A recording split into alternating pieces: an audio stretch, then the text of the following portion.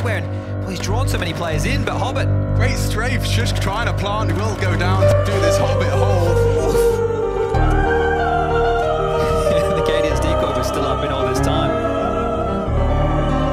Heard about the KDM 1v4 with the P250. I haven't heard of that. How does it go, Chad? It was a pretty important round. It was for the title. He actually won it. Just that P250. Nobody was looking, and he managed to sneak his way all the way through the backlines here and shoot Shiro in the back of the head. Right.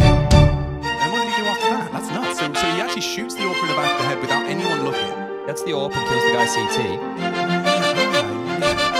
Oh my god, he's knifed him. And he's gone away with the AWP. I'm starting to get nervous. There's no way. There's no way. Katie, you can't win Pro League like this. You can't win Pro League like this. No way. Axel's left 40 seconds. One's on A. Take your time, son. You're about to make the play. Cheia de manias, toda dengosa, menina bonita, sabe que é gostosa. Com esse seu jeito faz o que quer de mim, domina o meu coração. Eu fico sem saber o que fazer, quero te deixar, você não quer.